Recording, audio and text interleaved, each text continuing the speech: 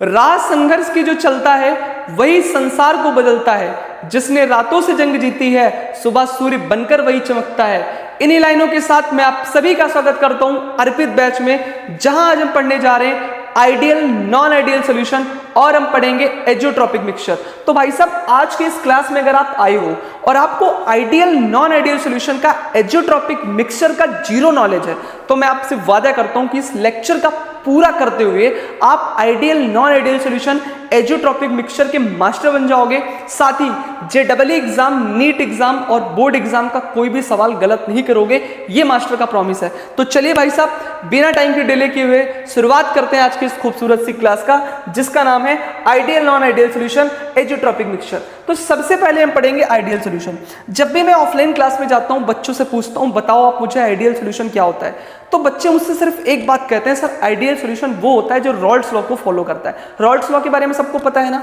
रॉल्ड्स law क्या बोलता है? रॉल्ड्स लॉ हमसे कहता है कि अगर किसी सॉल्यूशन में किसी एक कंपोनेंट का पार्शियल वेपर प्रेशर निकालना तो होता है P0 एक आई। ऐसा करके कुछ सुने हो ना? नहीं सुने हो तो भी कोई बात नहीं, कुल मिलाकर एक लॉ होता है जिसे बोलते हैं रॉल्ड्स लॉ।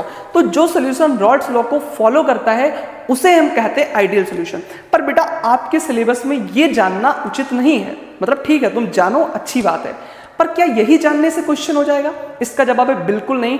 आपको जरूरत है कंसेप्चुअल अंडरस्टैंडिंग की। तो वही कंसेप्चुअल अंडरस्टैंडिंग देने जा रहा हूं भाई साहब, ध्यान से सुनो। पहले बताओ सॉल्यूशन कैसे बनता है। सॉल्यूशन बनता है जब कभी सॉल्यूट और सॉल्वेंट आपस में होमोजेनियसली मिक्स हो जाते हैं, तब जो चीज बनती है उसे क्या बोलते हैं बेटा? तब जो चीज बनती है उसे बोलते हैं सॉल्यूशनवा। क्या बोलते हैं? सॉल्यूशनवा। तो मान लो भाई साहब हमारे पास एक बीकर है। वाह मास्टर साहब, हर लेक्चर में आप ये जरूर करते हो। और यहाँ पे मान लो पानी है। पानी को मैं क्या बोलता हूँ भाई साहब? पानी को बोलता हूँ सॉल्वेंट। क्या बोलता हूँ? सॉल्वेंट बोलता हूँ। और याद रखना वैसे हर टीचर का, हर इंसान का अपना अलग अलग तरीका होता है सॉल्वेंट और सॉल्यूट को रिप्रेजेंट करने का।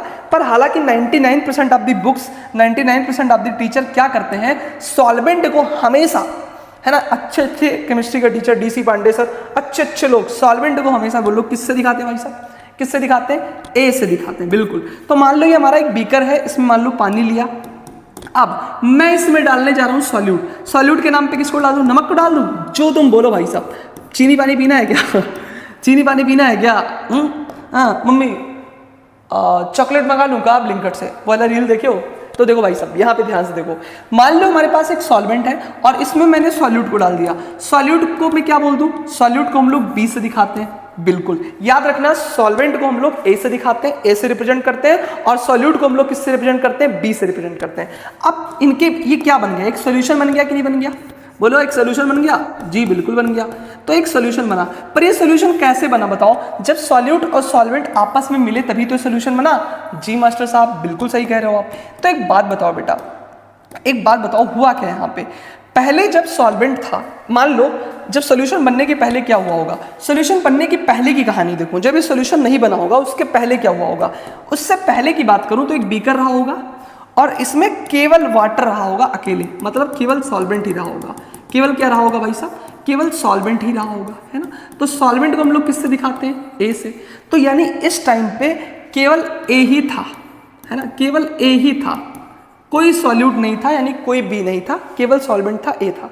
तो बेटा याद रखना कि सॉल्वेंट के मॉलिक्यूल के बीच में कुछ फोर्स होती है। जैसे पानी है तो पानी के मॉलिक्यूल के बीच में भी फोर्स ऑफ अट्रैक्शन होती है। तो ऐसे जब इस बीकर में केवल सॉल्वेंट पड़ा था तो इनके मॉलिक्यूल के बीच में भी फोर्स थी, और उस फोर्स ऑफ अट्रैक्शन को, इसको मैं लिख देता हूँ FOA। FOA मतलब फोर्स ऑफ अट्रैक्शन। किसके किसके बीच में था? A और A के बीच में। A के बीच में मतलब सॉल्वेंट के बीच में। अच्छा, ये पहले की बात है जब सॉल्यूशन नहीं बना था, जब सॉल्वेंट अकेले पड़ा था। ऐसे बेटा जो हमारा सॉल्यूट है उसको किससे दिखाते हैं? सॉल्यूट को हम लोग दिखाते हैं B से। किससे दिखाते हैं? B से। ऐसा नहीं कि सॉल्यूट के बीच में फोर्स ऑफ अट्रैक्शन नहीं होती है, सॉल्यूट के मॉलिक्यूल के बीच में भी फोर्स ऑफ अट्रैक्शन होती है। तो जब सॉल्यूट रहा होगा उसको बी से दिखाते हैं, तो बी और बी के बीच में फोर्स ऑफ अट्रैक्शन नहीं होगी।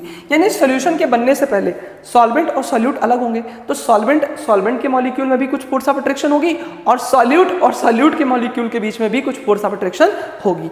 लेकिन बेटा जब हमने इसको मिक्स कर दिया, तो क्या हुआ होगा? तो यहाँ पे ये हुआ होगा कि यहाँ पे इस बार जब ये होमोजेनियसली मिक्स हो गए तो अब फोर्स ऑफ अट्रैक्शन ए और बी के बीच में नहीं, ए और बी के बीच में हो जाएगा। पहले केवल मान लो अकेला था सॉल्वेंट तो ए के बीच में फोर्स ऑफ अट्रैक्शन थी, सॉल्यूट अकेला था तो बीबी के बीच में फोर्स ऑफ अट्रैक्शन थी। लेकिन अब सॉल्यूट और सॉल्वेंट दोनों मिक्स हो गए हैं तो अब फोर्स ऑफ अट्रैक्शन किसके बीच में होगी, ए और बी के बीच में होगी। तो यानी अब जो फोर्स ऑफ अट्रैक्शन है वो ए और बी के बीच में हो गई। तो भाई साहब याद रखना आइडियल सॉल्यूशन क्या बोलता है कि भाई साहब जब ये सॉल्वेंट अकेला था तो ए के बीच में जो फोर्स ऑफ अट्रैक्शन थी वही फोर्स ऑफ अट्रैक्शन जब सॉल्यूट को मिला दिया गया, जब ए बी बन गया, अगर उसकी भी हो तो उस सॉल्यूशन को बोलेंगे आइडियल सॉल्यूशन। मैं रिपीट कर रहा हूं, जैसे मान लो ये सॉल्वेंट हमारा अकेला था तो ए के बीच में कुछ फोर्स ऑफ अट्रैक्शन थी, मान लो इससे कुछ वैल्यू है 3 न्यूटन 4 न्यूटन, कुछ जो भी फोर्स ऑफ अट्रैक्शन थी ए के बीच में। अब जब हमने सॉल्यूट को डाल दिया तब अब जो ए बी के बीच में फोर्स ऑफ अट्रैक्शन लग रही है उसकी भी वही वैल्यू हो तो उस सॉल्यूशन को बोलेंगे आइडियल सॉल्यूशन, है ना। जैसे बीबी के बीच में कुछ फोर्स ऑफ अट्रैक्शन रहा होगा 2 न्यूटन, ए के बीच में फोर्स ऑफ अट्रैक्शन रहा होगा 2 न्यूटन, और अगर यही फोर्स ऑफ अट्रैक्शन सॉल्यूट और सॉल्वेंट के मिलने के बाद भी हो तो उसे क्या बोलते हैं, तो उसे हम कहते हैं आइडियल सॉल्यूशन। तो आइडियल सॉल्यूशन वो होता है जिसमें अगर हम डिफरेंट कंपोनेंट्स को मिक्स करें तो जो ए बी के बीच की फोर्स ऑफ अट्रैक्शन है, फोर्स है, इनकी इंटरमॉलिक्यूलर फोर्स है, वही ए और बीबी के बीच के बराबर हो जाए। यानी जब कभी भी हमने सॉल्यूट को ऐड किया तो ए बी की जो फोर्स ऑफ अट्रैक्शन है वो बराबर हो ए और बीबी के फोर्स ऑफ अट्रैक्शन से, तो उसे क्या बोल देते हैं, आइडियल सॉल्यूशन। देखो ज्यादा लोड नहीं लेना, ये स्टेटमेंट याद रखो, इससे काम बन जाएगा और परेशान मत हो, आगे की चीजें शानदार है। बस इसको एक बार मैंने बता दिया भाई साहब, जितना बेस्ट मैं बोल सकता था इतना याद रखो कि सॉल्वेंट रहा होगा तो उसके बीच में कुछ फोर्स ऑफ अट्रैक्शन नहीं होगी, सॉल्यूट रहा होगा तो उनके भी बीच में कुछ फोर्स ऑफ अट्रैक्शन नहीं होगी। अब जब हमने सॉल्यूट और सॉल्वेंट को मिक्स कर दिया तो इनकी सॉल्यूट और सॉल्वेंट के बीच की जो फोर्स ऑफ अट्रैक्शन है वही बराबर हो जाए जो उनकी पहले जब वो अकेले थे उनके फोर्स ऑफ अट्रैक्शन से। जैसे मान लो पहले सॉल्वेंट था तो उनके बीच की फोर्स ऑफ अट्रैक्शन कुछ रही होगी ए के बीच में, आज हमने सॉल्यूट को डाल दिया तो अब ए बी के बीच की फोर्स ऑफ अट्रैक्शन भी उतनी हो तो उसे बोल देंगे हम क्या, आइडियल सॉल्यूशन। बस अब याद रखना आइडियल सॉल्यूशन जो होता है उसमें भाई साहब डेल्टा एच मिक्सिंग जीरो होता है, डेल्टा एच मिक्सिंग जीरो होता है। इसे लर्न करके रखना कि आइडियल सॉल्यूशन के अंदर डेल्टा एच भी जीरो होता है, ये लर्न करके रखना, और डेल्टा बी भी जीरो रखता है, मतलब वॉल्यूम में कोई चेंज नहीं आता है, डेल्टा बी भी जीरो रखता है। तो आइडियल सॉल्यूशन में इस टॉपिक पे आपसे क्वेश्चन पूछा जाएगा कि बताओ आइडियल सॉल्यूशन कौन सा होता है। तो आइडियल सॉल्यूशन वो होता है जो रॉल्ड्स लॉ को फॉलो करता है, साथ ही आइडियल सॉल्यूशन वो होता है जिसमें ए बी की फोर्स ऑफ अट्रैक्शन बराबर होती है ए और बी के फोर्स ऑफ अट्रैक्शन के, तो उस सॉल्यूशन को बोलते हैं आइडियल सॉल्यूशन। साथ ही डेल्टा एच और डेल्टा वी की वैल्यू क्या होती है, इसमें जीरो होती है भाई साहब। चलिए अब बात करते हैं आइडियल सॉल्यूशन के एग्जांपल के बारे में कि कौन कौन से ऐसे सॉल्यूशन है जो आइडियल है। पहली बात तो यार देखो आइडियल जैसी कोई चीज होती नहीं है, पर फिर भी हम कुछ सॉल्यूशन है जो किताबी दुनिया में आइडियल माने जाते हैं, ठीक है। प्रैक्टिकल लाइफ में कोई आइडियल नहीं है ना। तो भाई साहब ध्यान से देखो, फिर भी कुछ आइडियल सॉल्यूशन के एग्जांपल्स हैं जो हमें लर्न करके रखने हैं, है ना। जब कभी भी सिमिलर लिक्विड्स को मिक्स करो, सिमिलर लिक्विड्स जैसे कि बेंजीन, देखो इसमें भी इन है इसमें भी इन है, तो ये सिमिलर लिक्विड है। तो बेंजीन और टोलीन को मिक्स करो तो क्या बनेगा, आइडियल सॉल्यूशन बनेगा। हेक्सेन और heptane, n hexane n heptane को मिक्स करो तो इनके बीच का जो सॉल्यूशन बनेगा उनमें कौन सा, बोलो उनमें उस सॉल्यूशन को क्या बोलेंगे, उस सॉल्यूशन को बोलेंगे आइडियल सॉल्यूशन। अगर आप क्लोरोबेंजीन, देखो एक जैसा है ना, क्लोरोबेंजीन ब्रोमोबेंजीन, भाई लग रहे हैं ना, क्लोरोबेंजीन ब्रोमोबेंजीन, इसके नाम आपको लर्न रखने। एग्जांपल्स मोस्ट इंपॉर्टेंट है, नीट में पता नहीं कितनी बार, नीट और जेई के लिए भाई साहब इसके एग्जांपल्स बहुत इंपॉर्टेंट है। मैं कहता हूँ आइडियल नॉन आइडियल सॉल्यूशन में आपको कुछ भी ना आए पर आपको ये एग्जांपल जरूर आनी चाहिए, क्योंकि एग्जाम्पल से 90% चांस है क्वेश्चन पूछने का। तो भाई याद रखना 90% चांस है कि एग्जाम्पल से इस टॉपिक में क्वेश्चन है कि बताओ आइडियल सॉल्यूशन के एग्जाम्पल कौन कौन से होते हैं। तो जो सिमिलर होते हैं, सिमिलर लिक्विड, जैसे यहाँ पे बेंजीन टोलीन दोनों में इन है, n hexane n heptane n दोनों में है। देखो यहाँ पे भी बेंजीन, यहाँ पे बेंजीन, यहाँ पे क्लोरोबेंजीन ब्रोमोबेंजीन। यानी जब सिमिलर लिक्विड्स को मिक्स किया जाता है तो जब उनके बीच में जो फोर्स ऑफ अट्रैक्शन होती है वो जो रहती है उसे क्या बोलते हैं भाई साहब, बोलो आइडियल सॉल्यूशन। ठीक है भाई, ओके आगे बढ़ते हैं। अब ये देखो प्रीवियस ईयर क्वेश्चन है भाई साहब, ये नीट का है सवाल, नीट का ये क्वेश्चन है, जरा सब लोग कर दो ये नीट का सवाल, फटाक से उड़ा दो भाई। ये क्या कह रहे हैं, ये कह रहे हैं which of the following is true for an ideal solution. बताओ आइडियल सोल्यूशन के बारे में कौन सी बात सही है। तो आइडियल सोल्यूशन वो होता है जिसमें डेल्टा एच मिक्सिंग जीरो होती है और डेल्टा बी मिक्सिंग जीरो होती है। बेटा ये सब चीज़ हम थर्मोडायनेमिक्स में पढ़ते हैं कि डेल्टा एच डेल्टा वी क्या होता है, पर आपको ये बात याद रखनी है कि आइडियल सोल्यूशन के अंदर delta H mixing delta B mixing क्या होती है, जीरो होती है। बोलो क्लियर है क्या? बिल्कुल क्लियर है सर। अब एक क्वेश्चन और करते हैं। A solution of two liquid A and B, कह रहे हैं दो लिक्विड है ए और बी, उसका एक सोल्यूशन आइडियल कब होगा, यानी दो सोल्यूशन है तो उसको आइडियल कब बोलेंगे। पहला option A B interactions are equal to A interaction, बिल्कुल सही बात है ना। ये क्या सही है क्या? बिल्कुल सही है भाई। अगर ए बी के बीच का इंटरेक्शन बराबर हो जाए ए के इंटरेक्शन के, मतलब ए के इंटरेक्शन मतलब जब हमारा सॉल्वेंट अकेला था तो उनके बीच में कुछ फोर्स ऑफ अट्रैक्शन नहीं होगी, और जब हमने सॉल्यूट को डाल दिया तो ए बी के बीच में कुछ फोर्स ऑफ अट्रैक्शन हो गई, और अगर इनके और इनके बीच की फोर्स ऑफ अट्रैक्शन इक्वल हो जाए तो उस सोल्यूशन को आइडियल सोल्यूशन बोलते हैं। यही तो हमने पढ़ा है। बिल्कुल, तो ये स्टेटमेंट ठीक है। आगे बढ़ते हैं भाई। अब नॉन आइडियल सोल्यूशन क्या होता है? देखो ऐसा सोल्यूशन जो रॉल्स लॉ को फॉलो करता है उसे तो बोलते हैं आइडियल सोल्यूशन। ऐसा सोल्यूशन जो रॉल्स लॉ को फॉलो करता है उसे तो बोलते हैं आइडियल सोल्यूशन। पर ऐसे भी कुछ सोल्यूशन होते हैं जो रॉल्स लॉ को फॉलो नहीं करते हैं। तो ऐसा सोल्यूशन जो रॉल्स लॉ को फॉलो नहीं करता है, does not obey Rawls law, उसे बोलते हैं नॉन आइडियल सोल्यूशन। ठीक है। अब यार याद रखना हमारे सिलेबस में दो तरीके के नॉन आइडियल सोल्यूशन होते हैं, है ना, वो भी मैं तुम्हें पढ़ाऊंगा, पर अभी फिलहाल इतना समझो। अब क्या क्या फीचर्स होते हैं नॉन आइडियल सोल्यूशन के? जैसे वहां पे आपने देखा डेल्टा एच मिक्सिंग जीरो होती है, डेल्टा बी मिक्सिंग जीरो होती है ना। हाँ, और ए के बीच की जो फोर्स ऑफ अट्रैक्शन होती है वो बराबर होती है बीबी के बीच की फोर्स ऑफ अट्रैक्शन के। मतलब आप समझ रहे हो इस लाइन के बोलने का मतलब क्या है? ये जो लाइन बोला जा रहा है इसका मतलब जानते हो क्या है? इसका मतलब ये है कि भाई साहब जब हमारा सॉल्वेंट अकेला था तो इसमें कुछ फोर्स ऑफ अट्रैक्शन नहीं होगी। सॉल्यूट डाल दिया तो इसकी भी फोर्स ऑफ अट्रैक्शन उतनी होगी। तो इसका मतलब क्या है भाई साहब? फोर्स ऑफ अट्रैक्शन अगर सेम हो जाएंगी, जब सॉल्वेंट अकेला था उसका फोर्स ऑफ अट्रैक्शन और जब सॉल्यूट को डाल दिया उसका फोर्स ऑफ अट्रैक्शन जब इक्वल हो जाएंगे, तो इसका मतलब क्या है? इसका मतलब है कि वेपर प्रेशर ऑफ सोल्यूशन जो हो जाएगा वो इक्वल हो जाएगा वेपर प्रेशर ऑफ सॉल्वेंट के। कि भाई साहब सॉल्वेंट जब अकेला था तो भी वही फोर्स ऑफ अट्रैक्शन, अब जब सॉल्यूट को डाल दिया तो भी वही फोर्स ऑफ अट्रैक्शन। तो मतलब जो वेपर प्रेशर हमें वेपर प्रेशर की जो वैल्यू होगी वो कैलकुलेट जो हम करेंगे वो ठीक आएगी, है ना, क्योंकि सॉल्यूट और सॉल्वेंट का वेपर प्रेशर क्या हो जाएगा? सेम हो जाएगा, फोर्स ऑफ अट्रैक्शन सेम है। लेकिन भाई साहब अगर नॉन आइडियल सोल्यूशन की बात करें तो इसमें फोर्स ऑफ अट्रैक्शन सेम नहीं होती है। तो अगर फोर्स ऑफ अट्रैक्शन सेम नहीं होती है तो जो टोटल वेपर प्रेशर आएगा वो सम ऑफ पार्शियल प्रेशर नहीं आएगा, है ना। तो सम ऑफ पार्शियल प्रेशर नहीं आएगा, इस वजह से सॉल्यूशन को बोल देते हैं नॉन आइडियल सॉल्यूशन। तो इसको आपको ये बात याद रखनी है। अब सबसे इंपॉर्टेंट बात भाई साहब जिसको आपको याद रखना है, डेल्टा एच मिक्सिंग की वैल्यू इसमें जीरो नहीं होती है। डेल्टा एच मिक्सिंग जीरो नहीं होती है, डेल्टा बी मिक्सिंग भी जीरो नहीं होती है। मतलब ये बातें आपको याद रखनी है नॉन आइडियल सॉल्यूशन के बारे में। अब देखो नॉन आइडियल सॉल्यूशन दो तरीके के होते हैं, यानी कि जो रॉल्स लॉ को फॉलो नहीं करते हैं वो दो तरीके के होते हैं। ठीक है। तो इसमें जो वेपर प्रेशर आती है वो कैलकुलेटेड से ज़्यादा आती है ना। जितना हम कैलकुलेट करते हैं, जितना कैलकुलेशन से आएगी उससे ज़्यादा की वेपर प्रेशर आती है। तो देखो भाई साहब नॉन आइडियल सॉल्यूशन दो तरीके के होते हैं। एक नॉन आइडियल सॉल्यूशन को बोलते हैं कि पॉजिटिव डेविएशन, एक पॉजिटिव डेविएशन शो करता है नॉन आइडियल सॉल्यूशन से, है ना, और एक बोलते हैं नेगेटिव डेविएशन शो करता है नॉन आइडियल सॉल्यूशन से। एक positive deviation non ideal solution होता है और एक negative deviation non ideal solution होता है।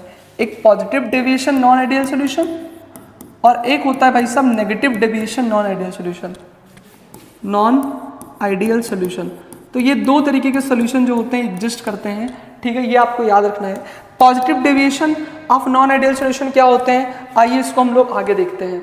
तो पॉजिटिव डेविएशन की बात करते हैं। इसमें क्या होता है, एक ऐसा सॉल्यूशन जिसकी पॉजिटिव डेविएशन होती है रॉल्स लॉ से कि जब intermolecular force between different component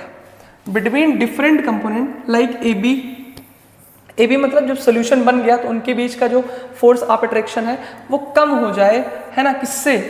ए या बी से। मतलब इस बार फोर्स ऑफ अट्रैक्शन सेम नहीं है। जब हमारा सोल्यूशन बन गया तो ए बी के बीच की जो फोर्स ऑफ अट्रैक्शन है ये कम है, यानी सोल्यूशन की फोर्स ऑफ अट्रैक्शन क्या है? इनकी जो फोर्स ऑफ अट्रैक्शन है FOA, फोर्स ऑफ अट्रैक्शन को मैं FOA से लिख दे रहा हूँ, ये कम है।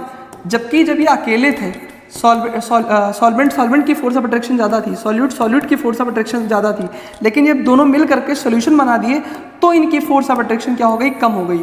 तो इसका मतलब क्या है, जब इनकी फोर्स ऑफ अट्रैक्शन कम हो गई, जब इनकी फोर्स ऑफ अट्रैक्शन कम हो गई तो इसका मतलब क्या है, फोर्स ऑफ अट्रैक्शन कम है भाई, तो वेपर ज़्यादा बनेंगे, वेपर क्या बनेंगे, ज़्यादा बनेंगे भाई। जिसकी फोर्स ऑफ अट्रैक्शन कम होगी तो वेपर बनना उतना ही तो आसान है, तो इसके वेपर क्या बनेंगे, ज़्यादा बनेंगे। इसी वजह से कहते हैं कि ये पॉजिटिव डेविएशन शो करेंगे। तो पॉजिटिव डेविएशन वही सोल्यूशन शो करता है जब ए और बीबी से AB का जो फोर्स ऑफ अट्रैक्शन है वो क्या हो जाए, वो कम हो जाए। इससे क्या हो जाता है, component to escape more easily, जल्दी से बाहर निकल जाता है, इससे वेपर बन जाते हैं। इसी वजह से इनका हायर वेपर प्रेशर होता है जो एक्सपेक्ट किया जाता है, यानी इसमें जो वेपर प्रेशर एक्सपेक्ट करते हैं उससे वेपर प्रेशर ज़्यादा आता है, क्योंकि जब ये सॉल्यूशन बनाते हैं तो इनकी फोर्स ऑफ अट्रैक्शन कम हो जाती है AB के बीच की, तो इससे इनका वेपर प्रेशर बढ़ जाता है। आगे बढ़ते हैं भाई साहब और पढ़ते हैं की features of positive deviation. Positive deviation के की फीचर्स, AB इंटरेक्शन जानते हो आप भाई साहब, कम होता है A और BB इंटरेक्शन से, इससे वेपर प्रेशर ज़्यादा बनते हैं। याद रखना कि डेल्टा H मिक्सिंग और डेल्टा V मिक्सिंग तो जीरो कभी नहीं होगी, जीरो के बराबर नहीं होगी। तो इसमें याद रखना डेल्टा H मिक्सिंग पॉजिटिव होती है ना, डेल्टा H मिक्सिंग क्या होती है, पॉजिटिव होती है, यानी ग्रेटर देन जीरो होती है। और डेल्टा B मिक्सिंग भी क्या होती है, पॉजिटिव होती है। भाई पॉजिटिव डेविएशन शो कर रहे हैं तो पॉजिटिव ही होगा। बोलो समझ गए, समझ गए, समझ गए ना, बिल्कुल ठीक है भाई। आगे बढ़ते हैं और अब हम बात करते हैं नेगेटिव डेविएशन की। तो नेगेटिव डेविएशन की बात करें अगर, तो नेगेटिव डेविएशन क्या होता है, एक ऐसा सोल्यूशन जो नेगेटिव डेविएशन शो करता है रॉल्स लॉ से, वो तब हम बोलेंगे नेगेटिव डेविएशन का मतलब वेपर प्रेशर कम हो जाए। और बेटा वेपर प्रेशर कम तभी होगा जब A और B के बीच की फोर्स ऑफ अट्रैक्शन क्या हो जाए, इनके बीच की फोर्स ऑफ अट्रैक्शन ज़्यादा हो जाए AA और BB, यानी जब सॉल्वेंट अकेले थे उनके बीच में जो फोर्स ऑफ अट्रैक्शन थी उससे ज़्यादा फोर्स ऑफ अट्रैक्शन हो जाए सोल्यूशन का यानी AB का, तो हम कह देंगे कि नेगेटिव डेविएशन शो कर रहा है। क्योंकि बेटा जब सोल्यूशन बनने के बाद AB के बीच में फोर्स ऑफ अट्रैक्शन ज़्यादा हो जाएगी तो इससे क्या होगा, इससे ये होगा भाई साहब कि फोर्स ऑफ अट्रैक्शन ज़्यादा है तो इसके वेपर कम बनेंगे, और वेपर कम बनेंगे तो हम कह देंगे कि नेगेटिव डेविएशन शो कर रहे हैं। तो इसमें वही बातें लिखी हुई हैं, आप पढ़ सकते हो। आगे बढ़ते हैं, नीट के कुछ PYQs हैं, इसको भाई साहब हम सॉल्व कर लेते हैं। एक ऐसा सोल्यूशन, दो सोल्यूशन है, दो लिक्विड्स हैं, एक लिक्विड है A और B, shows a positive deviation from Rawls law. अगर ये पॉजिटिव डेविएशन शो कर रहे हैं तो आपने पढ़ा है पॉजिटिव डेविएशन में क्या होता है भाई साहब। पॉजिटिव डेविएशन में आपको ये बात याद रखनी है कि इनमें डेल्टा H और डेल्टा V की वैल्यू क्या होती है, पॉजिटिव होती है, तो याद रखना। और साथ ही साथ AB इंटरेक्शन जो होता है वो क्या हो जाता है, वो AB इंटरेक्शन वीक हो जाता है, मतलब A और B के बीच में फोर्स ऑफ अट्रैक्शन कम हो जाती है, जिसकी वजह से इनके ज़्यादा वेपर बनते हैं और ये पॉजिटिव डेविएशन शो करते हैं। तो ऑप्शन नंबर B हमारा क्या हो जाएगा, सही हो जाएगा। आगे बढ़ते हैं भाई साहब, नेगेटिव डेविएशन हम पढ़ ही रहे थे। अब की features about negative deviation, negative deviation के बारे में क्या बात हमने बताई कि AB के बीच की फोर्स ऑफ अट्रैक्शन ज़्यादा हो जाती है तो वेपर कम बनता है। और याद रखना इसमें डेल्टा H मिक्सिंग क्या होती है, नेगेटिव होती है, और डेल्टा V मिक्सिंग भी क्या होती है बेटा, डेल्टा V मिक्सिंग भी क्या होती है, नेगेटिव होती है। याद रखना आपको, नेगेटिव डेविएशन तो नेगेटिव होगी। एग्जांपल्स ऑफ नेगेटिव डेविएशन भाई एसीटोन और क्लोरोफॉर्म, भाई ये बात याद रखना, एसीटोन और क्लोरोफॉर्म जो होते हैं बेटा ये नेगेटिव डेविएशन शो करते हैं। और फिनॉल और एनिलीन क्या शो करते हैं, फिनॉल और एनिलीन क्या शो करते हैं, नेगेटिव डेविएशन शो करते हैं। तो आपको ये बातें याद रखनी है कि कौन से ऐसे हैं जो नेगेटिव डेविएशन शो करते हैं। हालांकि पॉजिटिव डेविएशन के भी एग्जांपल आपको याद होनी चाहिए। नेगेटिव डेविएशन के याद हैं क्या, एसीटोन प्लस क्लोरोफॉर्म, कहीं भी आपको एसीटोन और क्लोरोफॉर्म दिख जाए, फिनॉल और एनिलीन दिख जाए तो आप समझ जाना भाई साहब ये कैसे डेविएशन शो कर रहे हैं, नेगेटिव डेविएशन शो कर रहे हैं। एग्जांपल लर्न कर लो बेटा, बहुत इंपॉर्टेंट है। पॉजिटिव डेविएशन के एग्जांपल आपको याद होनी चाहिए। इसके example ethanol water, ethanol all water है ना, और दूसरा एसीटोन इसमें भी होता है पर इसमें एसीटोन क्लोरोफॉर्म के साथ में नहीं होता है। तो ये मैं स्लाइड शायद ऐड करना भूल गया था। तो पॉजिटिव डेविएशन के भी एग्जांपल आपके लिए बहुत इंपॉर्टेंट है। अगर मैं देखूँ, अगर मेरे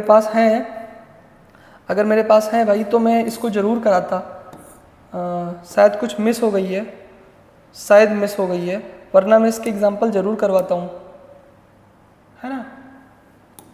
एक सेकंड, तो ये बहुत ज़रूरी है, पॉजिटिव डेविएशन के एग्जांपल भी आपको बहुत इंपॉर्टेंट है आपके लिए। मैं देखता हूँ एक बार ऐड करवा देता हूँ अगर नहीं हुआ है तो। हाँ, एग्जांपल्स ये आ गए, एग्जांपल्स ऑफ पॉजिटिव डेविएशन। इसको भाई साहब लर्न कर लेना। एक काम करता हूँ मैं आगे इसमें जोड़ लेता हूँ एग्जांपल्स ऑफ पॉजिटिव डेविएशन की स्लाइड नंबर 12। जी बिल्कुल बेटा, क्योंकि ये बहुत इंपॉर्टेंट है यार, इसके ऊपर क्वेश्चन पूछा जाता है। एग्जाम्पल ऑफ पॉजिटिव डेविएशन भाई बहुत इंपॉर्टेंट है। हाँ, अगर एथेनॉल और एसीटोन आ जाए, एथेनॉल और एसीटोन, तो याद कर लेना कौन सा डेविएशन होगा, पॉजिटिव डेविएशन होगा। एसीटोन और बेंजीन आ जाए तो कौन सा डेविएशन होगा, पॉजिटिव डेविएशन होगा। वाटर और एथेनॉल आ जाए तो कौन सा डेविएशन होगा, पॉजिटिव डेविएशन होगा। Ethanol acetone positive deviation, acetone benzene positive deviation. Carbon disulphide plus acetone, ये सब क्या शो करते हैं, ये सब पॉजिटिव डेविएशन शो करते हैं। लेकिन नेगेटिव डेविएशन के लिए क्या याद रखोगे, नेगेटिव डेविएशन के लिए केवल आपको एक ही एग्जांपल याद रखना है, मतलब 2 एग्जांपल, एसीटोन और क्लोरोफॉर्म। देखो एसीटोन दोनों में आता है, पर नेगेटिव लोग क्या करते हैं, क्लोरोफॉर्म सुंघा के सबको बेहोश कर देते हैं ना, तो ऐसे याद रख सकते हो कि एसीटोन और क्लोरोफॉर्म आ जाए तो नेगेटिव डेविएशन। फिनॉल और एनिलीन, ये दोनों नेगेटिव डेविएशन शो करते हैं। अब हम बात करने जा रहे हैं ग्राफ की, आइडियल नॉन आइडियल सॉल्यूशन की। तो अगर मैं आइडियल नॉन आइडियल सॉल्यूशन का ग्राफ बनाऊं तो मैं कुछ ऐसे बनाऊंगा, यहाँ पे लिखूंगा P नॉट ए, आप लोग मेरे साथ इसको लर्न कर लेना, ठीक है। यहाँ पे लिखेंगे काई ए इक्वल टू 1, काई बी इक्वल टू 0, यहाँ पे लिखेंगे काई बी इक्वल टू 1, काई ए इक्वल टू 0। याद रखना काई ए और काई बी की वैल्यू। तो अब यहाँ से भाई साहब P नॉट ए ऐसे जाएगा और काई ए से एक ऐसे जाएगा, ठीक है। अब हम यहाँ पे मान लेते हैं कि जो हमारा P नॉट ए है उसका जो वेपर प्रेशर है वो क्या है, ज़्यादा है, P ए का वेपर प्रेशर ज़्यादा है P बी से। तो P नॉट ए को मैंने ऊपर लिखा और P बी को मैं थोड़ा सा नीचे बना देता हूँ, थोड़ा सा नीचे बना देता हूँ। एक काम करता हूँ, मैंने एज्यूम किया है P नॉट ए ऐसे बना दिया मैंने, और इसको मैं बोल देता हूँ P नॉट बी। मैंने ऐसा एज्यूम किया है कि partial pressure of A is more than partial pressure of B, तो P नॉट ए ऊपर है और P नॉट बी नीचे है। तो ये जो बना हुआ है ये किसका है, ये पी ए का पेपर प्रेशर है, ये पी बी का पेपर प्रेशर है। अगर हमको टोटल पेपर प्रेशर निकालना है तो हम क्या करते हैं, हम यहाँ से एक लाइन को जोड़ देते हैं, तो ये जो लाइन होगी हमको कौन सा पेपर प्रेशर देगी, ये हमको टोटल पेपर प्रेशर देगी। पर ये तो हो गया आइडियल सोल्यूशन का जो हमारा ग्राफ बनता है वो कुछ ऐसे बनता है। लेकिन अगर ये नॉन आइडियल सोल्यूशन हो, नॉन आइडियल सोल्यूशन में अगर पॉजिटिव डेविएशन शो करेगा तो पी ए जानते हो थोड़ा सा शिफ्ट होकर के ऐसे हो जाएगा, पी बी थोड़ा शिफ्ट होकर के पी बी भी थोड़ा बढ़ जाएगा, तो पी बी का पेपर प्रेशर ये हो जाएगा, और इसकी वजह से टोटल पेपर प्रेशर भी ज़्यादा हो जाएगा, पॉजिटिव हो जाएगा। तो वो थोड़ा थोड़ा बढ़ गया ना सारे, तो ये पॉजिटिव डेविएशन शो कर रहे हैं। पर अगर नेगेटिव डेविएशन शो कर रहे हैं तो जानते हो क्या होगा, तो कुछ नहीं होगा, पी ए भी कम हो जाएगा, पी बी भी कम हो जाएगा और पी टी भी कम हो जाएगा। तो ये होता है negative deviation of ideal and non ideal solution. तो आई होप तुमको ये सारी बातें समझ में आ गई होंगी। अब एजियोट्रॉपिक मिक्सचर क्या होते हैं, वैसे मैं साफ शब्दों में कहूँ तो एजियोट्रॉपिक मिक्सचर एक ऐसे मिक्सचर होते हैं जिनको डिस्टिलेशन के बाद हम सेपरेट नहीं कर सकते हैं। डिस्टिलेशन क्या होता है, किसी भी लिक्विड को अगर हमें सेपरेट करना होता है तो उसको हम हीट करते हैं, जब हीट करते हैं उनके वेपर बनते हैं, तो उससे हम क्या कर लेते हैं, लिक्विड को सेपरेट कर लेते हैं, दोनों लिक्विड को। तो अगर कोई लिक्विड सेपरेट ना हो ऑन डिस्टिलेशन तो ऐसे मिक्सचर को बोलते हैं एजियोट्रॉपिक मिक्सचर। और जनरली ये जो मिक्सचर होते हैं एजियोट्रॉपिक मिक्सचर, ये कौन से मिक्सचर होते हैं, ये वही मिक्सचर होते हैं नॉन आइडियल सॉल्यूशन वाले, है ना। तो an azeotropic mixture is a mixture of 2 or more liquid that boils at constant temperature and produce vapour pressure with the same composition as the liquid. मतलब जिसको सेपरेट नहीं कर सकते हैं। और ये लाइन भी याद रखना, ये जो लाइन लिखी हुई कि एजियोट्रॉपिक मिक्सचर जो होता है वो 2 या 2 कंपोनेंट लिक्विड का, वो एक एजियोट्रॉपिक मिक्सचर 2 या 2 से लिक्विड का वो मिक्सचर है जो कांस्टेंट टेम्परेचर पे पेपर प्रोड्यूस करता है ना। सेम कंपोजिशन होती है उसको, मतलब उसको सेपरेट नहीं कर सकते, उसकी कंपोजिशन हमेशा सेम रहती है, उसकी कंपोजिशन हमेशा कांस्टेंट रहती है, फिक्स्ड रेशियो में रहती है। अब एजियोट्रॉपिक मिक्सचर 2 तरीके के होते हैं, मिनिमम बॉइलिंग एजियोट्रॉप और मैक्सिमम बॉइलिंग एजियोट्रॉप। बस सिर्फ आपको नाम याद रखना है। एथेनॉल और वाटर जो होते हैं इसको बोलते हैं रेक्टिफाइड स्पिरिट। इसको क्या बोलते हैं, रेक्टिफाइड स्पिरिट। कब, जब एथेनॉल हमारा 95% हो और पानी हमारा 5% हो।